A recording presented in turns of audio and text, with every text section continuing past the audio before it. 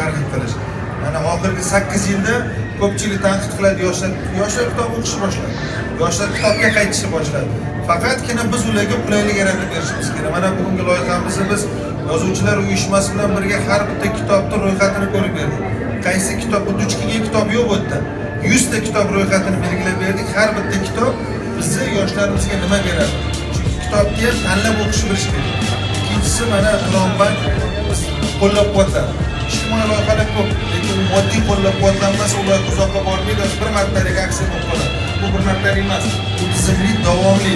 Bir yildan keyin ham kelsangiz shu yerda shu ishlayotgan bo'ladi. Mana shunday hisoblayapmiz. Bunga maxsus odam biriktirdik.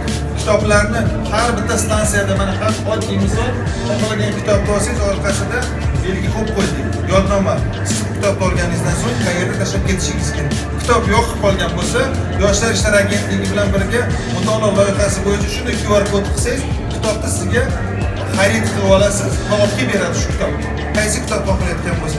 Ya'ni bu tizimli loyiha, bir martalik loyiha emas, hurmatli jurnalistlar. Yana bir muhim narsa, eng katta masala kutubxonaga yoshlarni olib borish. Biz teskarisini qildik. Ya'ni aholi ko'p zich bo'lgan joyga kitobni olib keldi. Kitob o'zi yurib keldi.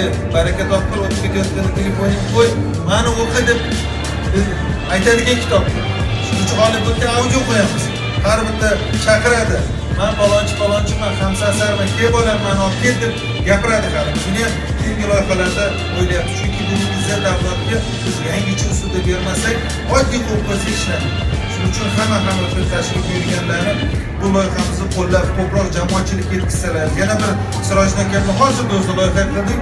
Har bir ziyoli kitob chiqargandan so'ng shu yerga kelib, bir nusxasini qo'l qo'yib, dastxati bilan qo'yib ketadigan tizim yaratamiz. Chunki ziyoli kitob chiqaradi, qo'yib qo'yamiz.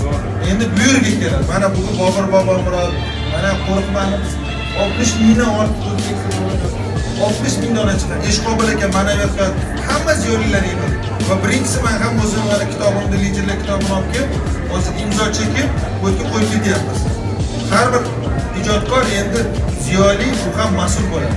Bu loyihamiz shuning uchun ham biz davomliligiga ishonyapmiz. Hamma